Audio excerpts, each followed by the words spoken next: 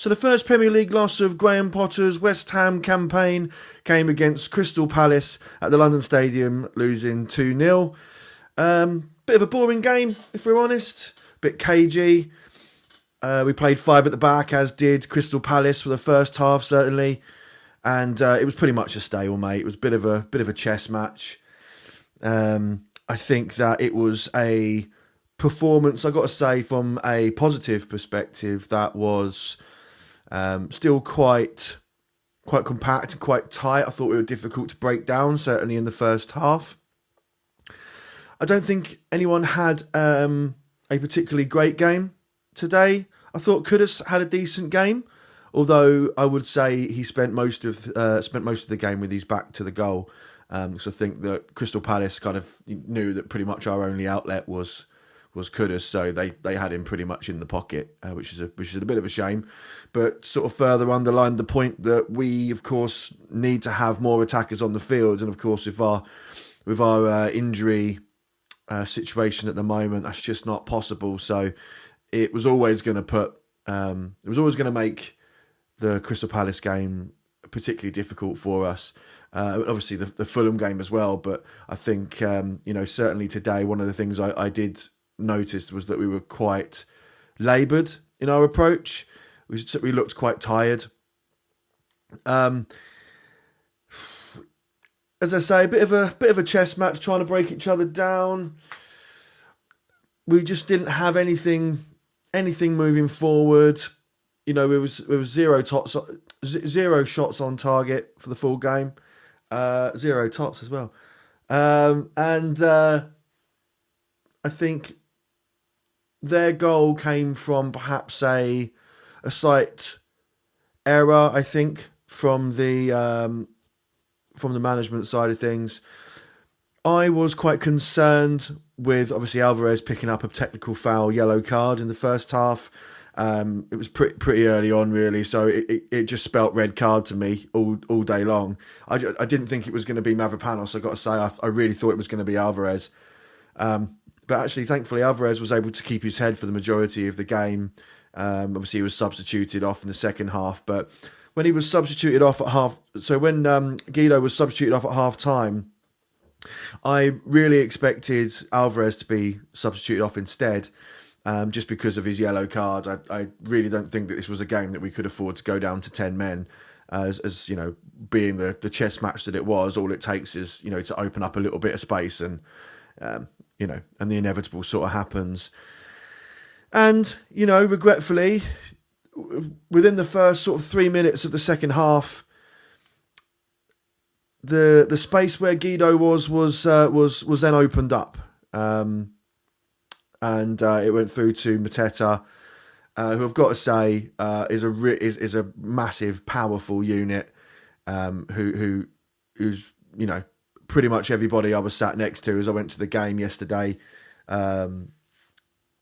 was just certain that the guy was going to score. So and it ended up happening. It was a really well taken finish. Can't complain. It was a positive to see some of the academy players out there. Nice to see Lewis Orford getting his Premier League debut. I thought that both Scars and Orford, whilst they didn't set the world alight, they both had really good games. They definitely didn't look out of place. They looked like they deserved to be there. They were up to the pace, generally speaking, and especially when they're dealing with fully grown men that are significantly larger than them. I think they did a really good job. And look, they're only going to get better with a little bit of experience. And when the game starts getting away from you, like it did with us, one of the options that you can take is just to try and get some minutes into the legs of the youngsters. And I think we really did that.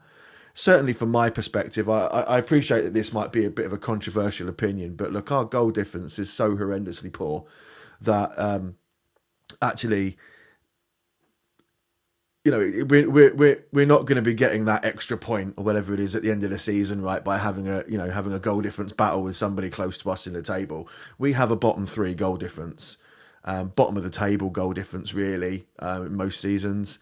So, I'm not fussed. Let's get some legs in the get some legs into the get some minutes in the legs of the academy players. Can't get my teeth in today. But I think one of the other things I was a little bit disappointed about was, obviously, as I mentioned earlier on, I felt like the team looked particularly laboured today, pretty tired, which I think is just our schedule catching up to us over the last month or so, not really having the break that they probably would need, and obviously we've got a lot of injuries in the squad as well as we've already mentioned, but.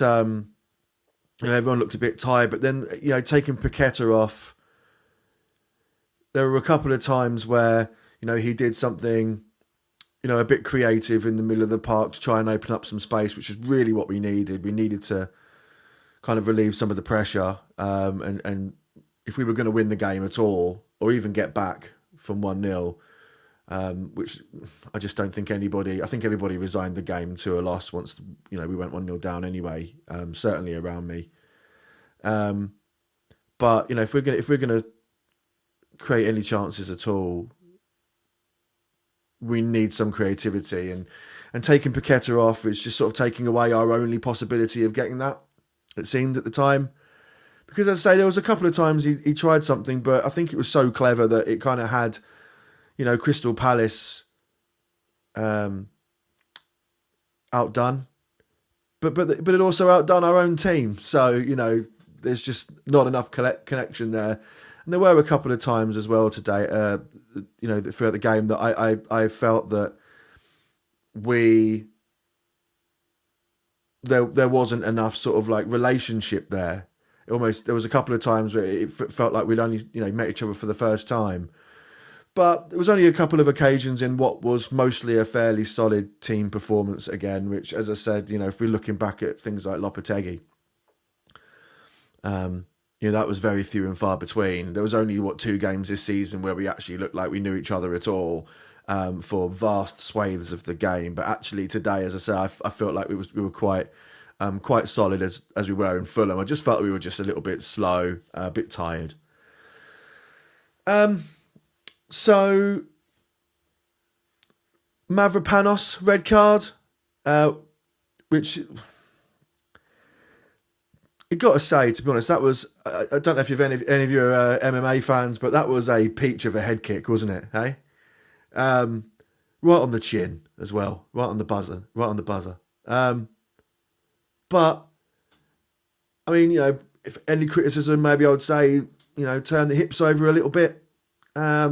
But, all in all, I thought it was a bit harsh to give him a red card for that, really. What I saw was incredible technique, if anything, should be admired.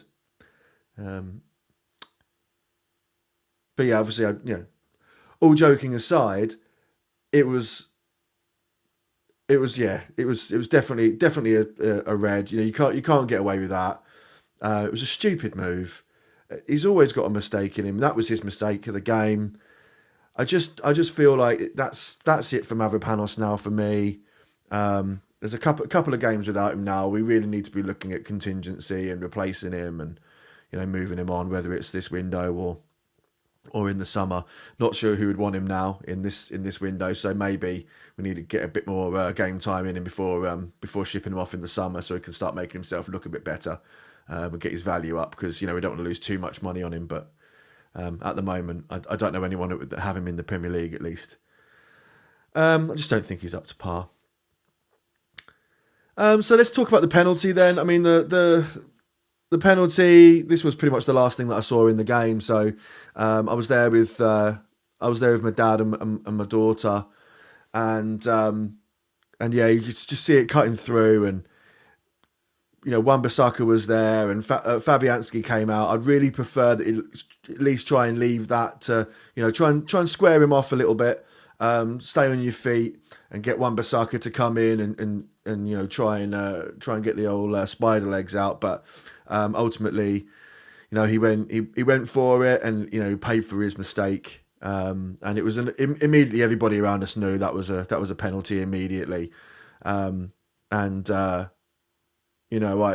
I'm not gonna Not going to lie. I was as soon as the penalty was given, I was up and I was out of the stadium. As anyone will know, the walk back to Stratford Station can be a bit of a nightmare. So with the sort of the stop go signs, I didn't want to subject my daughter to that again.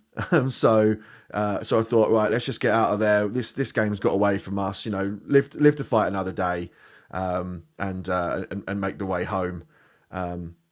So that you can watch Gladiators on the TV with the family or something like that. Yeah, look, I think. I saw the penalty on the highlights, and Fabianski was very unlucky. Just squeezed underneath him, went the right way. Sometimes that's how the cookie crumbles. But again, as I say, at the end of the day, look, we're not protecting any kind of goal difference. So whether it's 1-0, 2-0, at this point, I don't really care. It's all much of a muchness to me now. So obviously it's embarrassing, but other than that, But I thought we played a solid and physical Crystal Palace team. So. Look, I mean, patience is going to be key for Potter, I think. I think we really just got to trust the process. 3 points out of these last 2 games isn't that bad.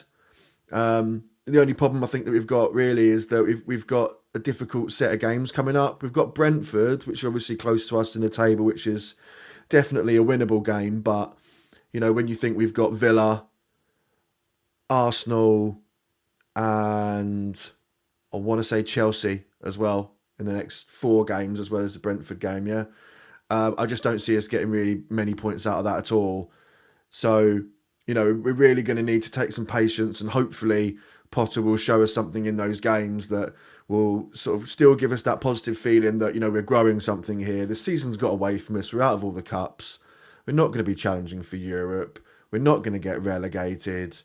So let's just put a good account of ourselves across, and try and, pick up some points for the end of the season so we can go into the summer, looking a little bit positive, so that we can try and attract some decent players in that maybe feel like we can get a push for Europe next year, perhaps. But as I say, we really need a proper summer transfer window where Graham Potter can have a bit of a rebuild, I think. Still, look, it's a better team performance than we've seen in the past. As I say, we've real positives in the way that we were sort of set up, generally speaking. But with no attackers, that Palace and other teams can really just kind of come at us, really. It's risk-free, isn't it? We're not going to catch them on the counter-attack. No, we haven't got the personnel at the moment. So, really we're sort of sitting ducks. So really it being 2-0, I think is quite flattering. I think we've done really, really well to try and keep it there, as I think with Lopetegui and the same personnel, this could have been 4 or 5 minimum. So, so yeah, still quite positive about it. And, look, the first step to fixing your problems is actually kind of admitting that they even exist.